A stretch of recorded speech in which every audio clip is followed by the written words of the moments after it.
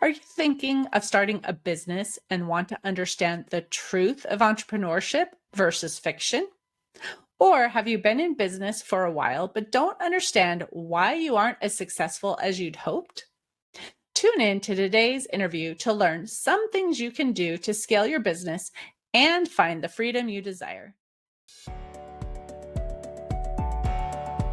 Welcome to Biz Help for You with host Candy Messer.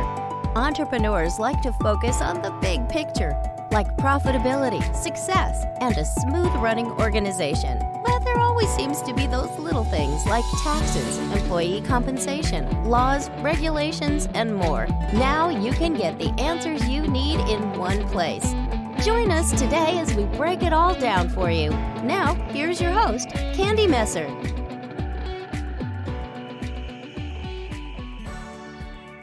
Hello and welcome to Biz Help for You with Candy Messer.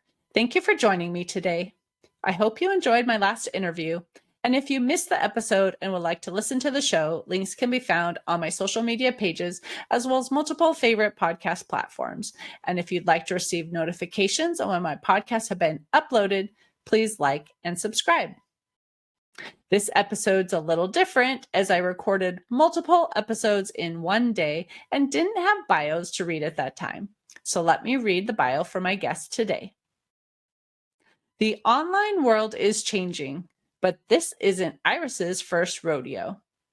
Iris Goldfeder is a long-time entrepreneur with more than 25 years of success in the digital marketing field.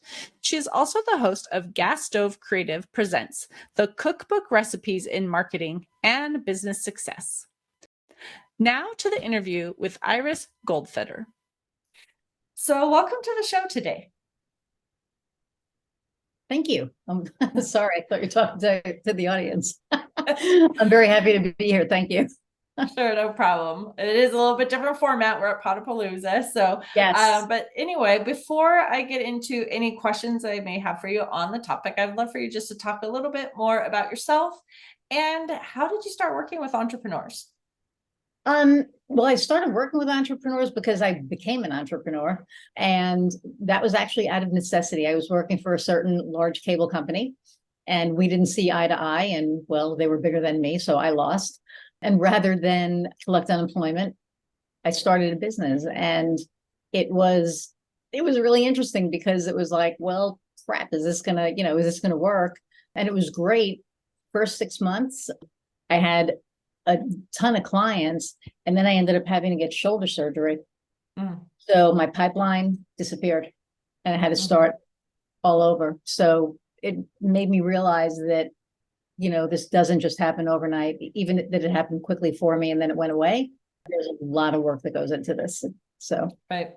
Well, that's what we want to talk about today too, is really kind of the myths behind entrepreneurship. I mean, there's kind of concepts out there. You'll hear people saying like, oh, well, you just get to golf all day long, right? Like, well, no, that might be the CEO of like a global company maybe, but the entrepreneur, especially if you're a solopreneur, you're going to be working a lot more, most likely, than someone who's in business too. So there's a lot of myths, I'm sure, that are out there. So like, what are some of the things maybe that you have seen that others are struggling with, and they've got these challenges that they didn't realize they were going to have when they became entrepreneurs? So, it's interesting because there was a joke around that, when you become an entrepreneur, you're willing to work 100 hours for yourself rather than 40 hours for somebody else, right?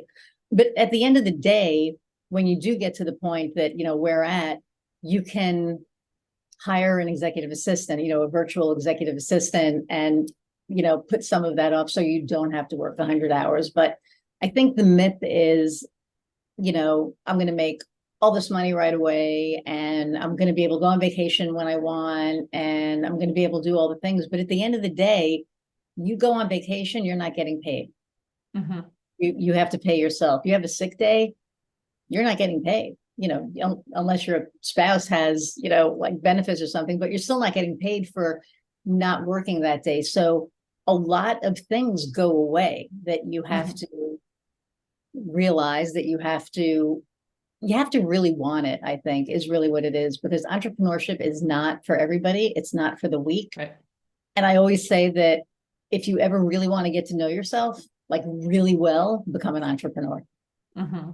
Well, and it's so true. I mean, people might think it's like a 9 to 5 job or whatever too. Like I used to work corporate before. I would clock in, clock out. That's the end of the day. But I don't know about you, but for me, like I think about it a lot. I dream about it even at Oh yeah. night. And, and I even have a team now too. So I'm not even solo anymore. I have lots of employees that, help grow the business. So if something were to happen, and that's why I'm saying, even for myself, I need to be unnecessary in my company too. So I can actually take time off and, maybe enjoy some of those things too. But that's a whole nother like process to look into as well. But I think that's one of the things that people don't understand is you're going to be so much more entrenched in this because it's your own company too, and you are dependent upon that salary that you are generating. It's not like going to work for a corporation and you're just clocking in and out Monday through Friday and that's it. Right. And no, you do, like I'll say to my clients, what keeps you up at night? Well, hell, what keeps me up at night? I mean, at the end of the day, it's like you're always, you are Mm-hmm. thinking about this. And even when you get to this point, you're still thinking about it. And I think the biggest freedom for me was when I was able to stop working in my business and start working on my business. And there's Mm-hmm.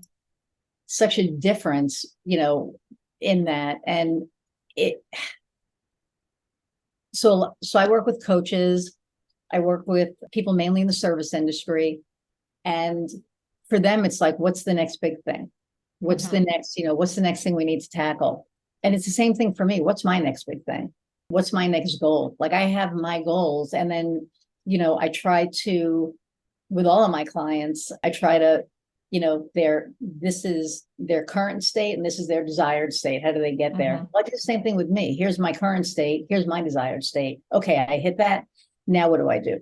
So it's Right. constantly, hopefully upward moving, right? But Mm-hmm. you are going to hit those times where, it kind of plateaus.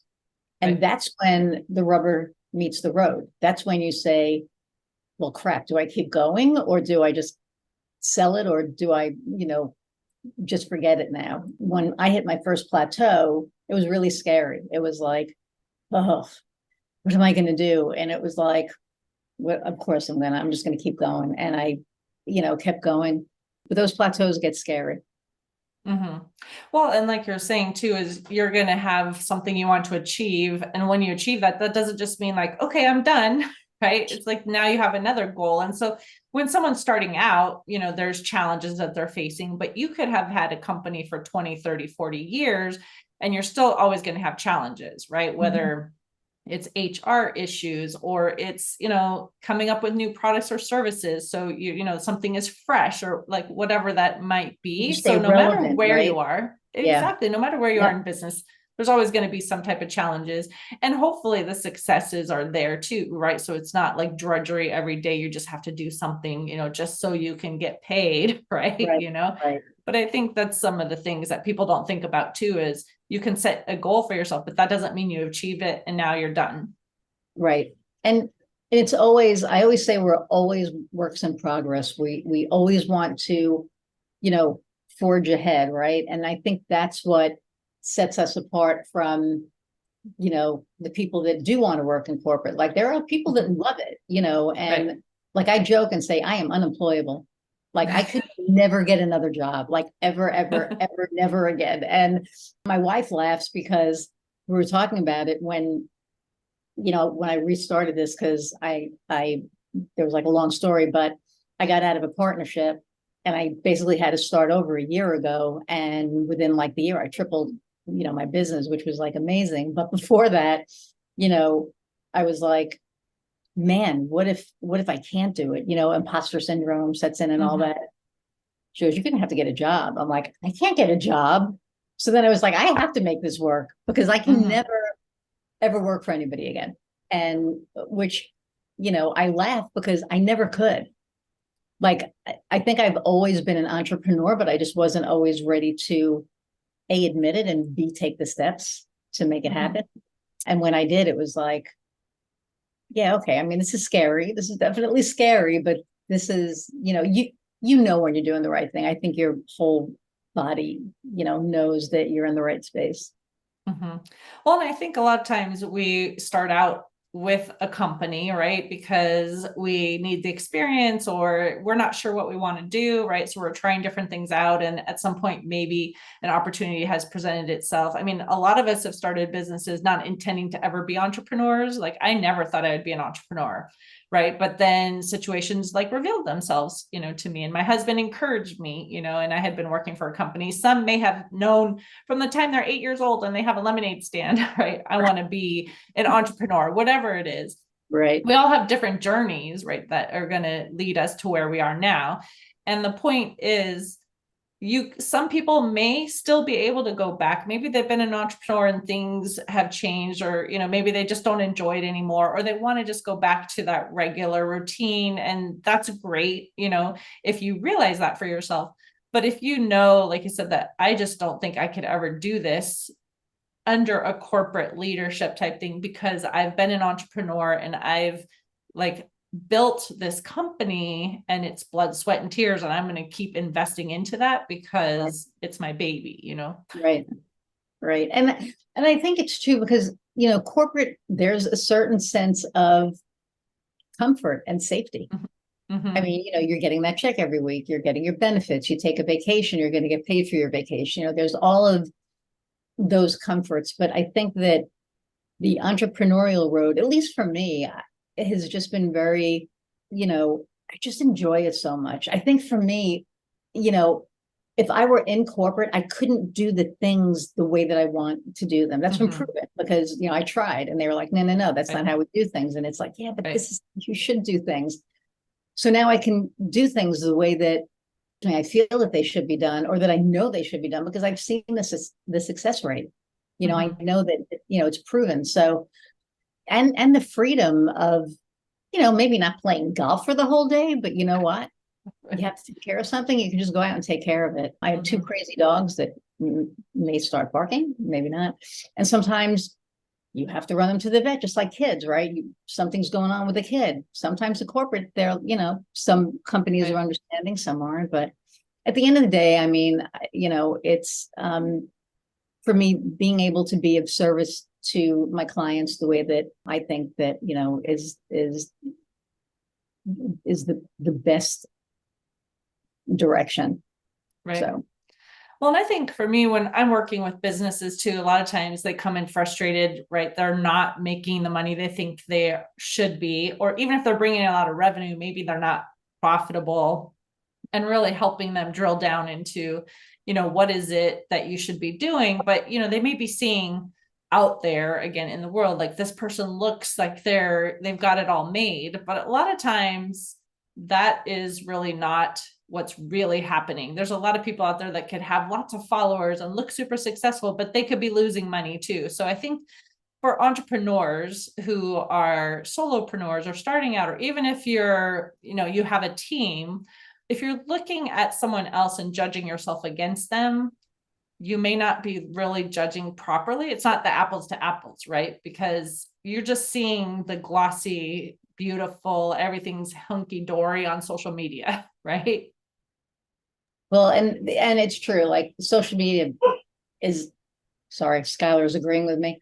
But social media is, it's this huge, I think it's this huge facade, the relationships, and they're like so happy, and then they're divorced a week later, or, same thing with, businesses. But it's so important to have somebody like you who can go into a business and be like, why aren't I profitable? What's going on here? Because there aren't a lot of people out there that realize that revenue isn't profit.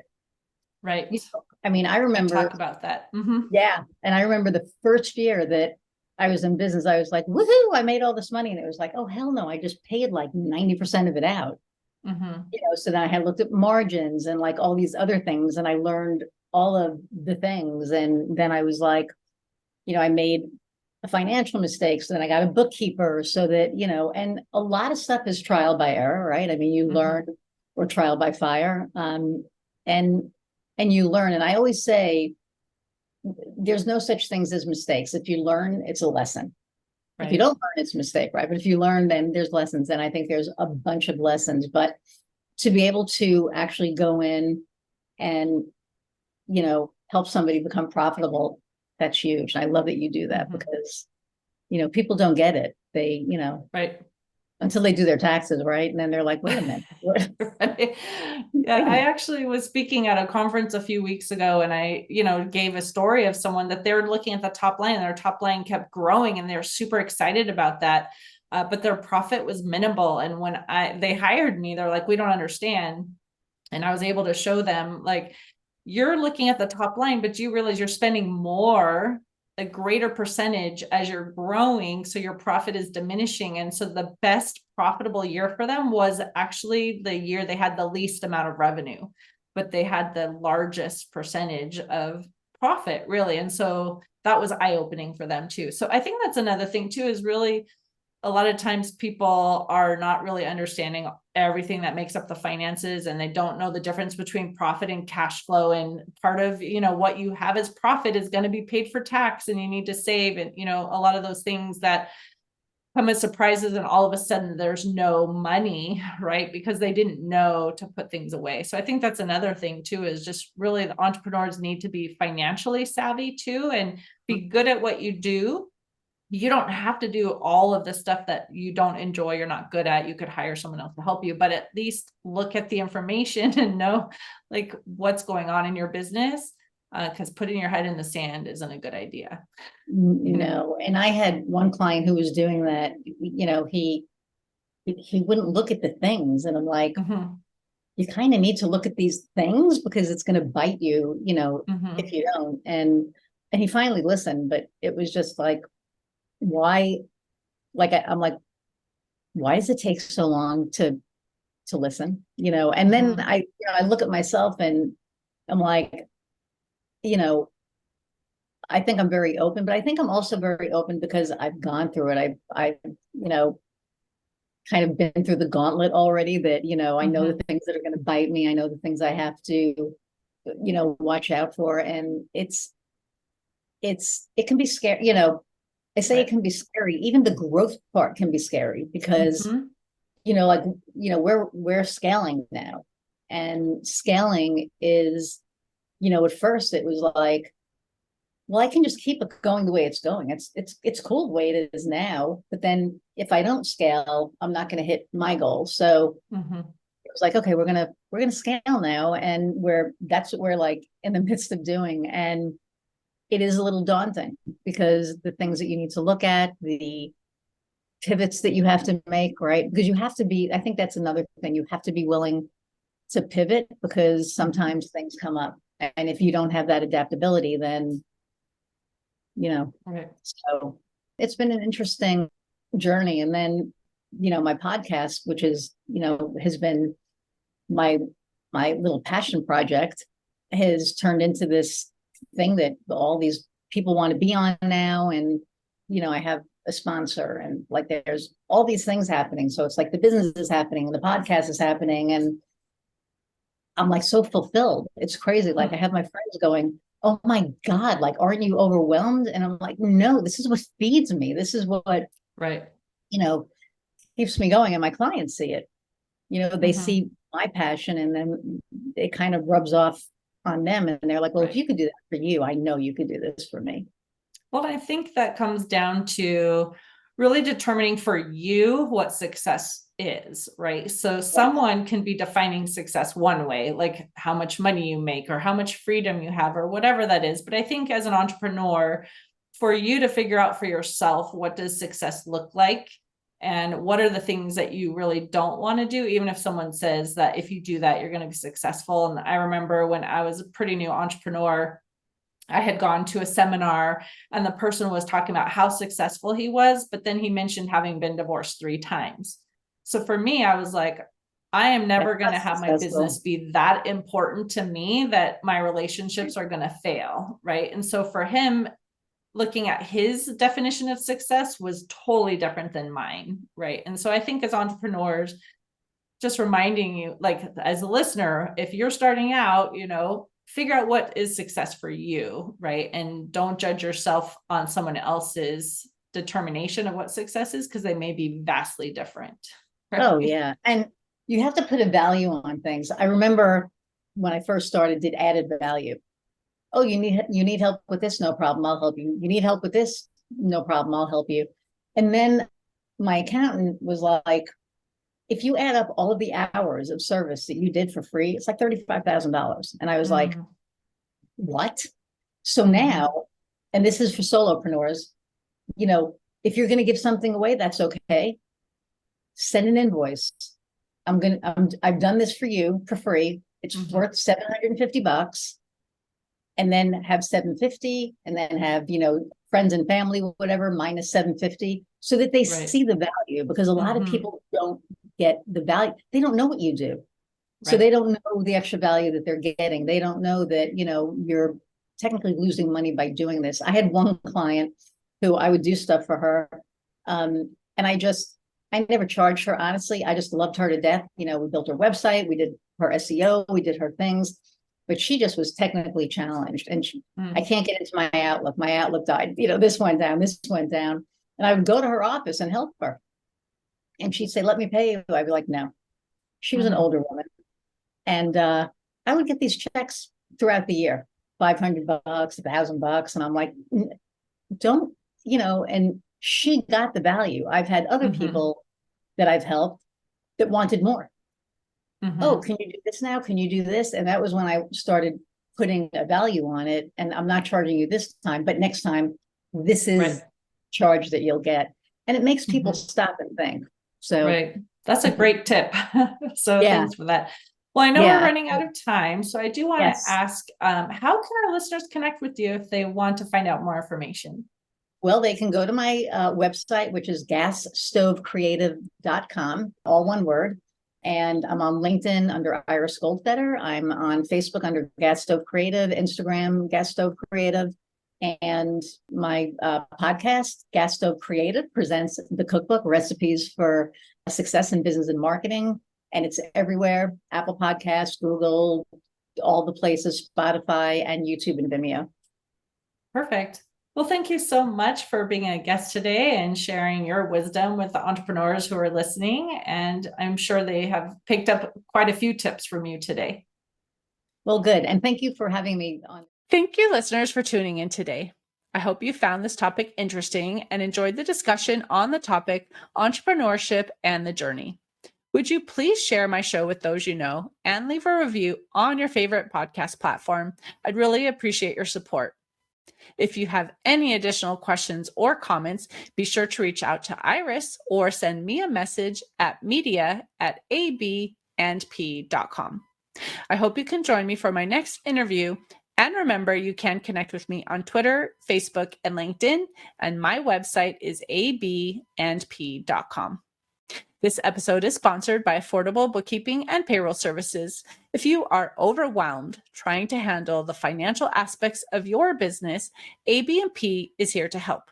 Contact us today to discuss your needs at 310-534-5577 or contact@abandp.com. My team and I are eager to assist you. Until next time, have a great day. Thank you for listening to Biz Help for You. Please join your host, Candy Messer, again next time. Have a terrific day.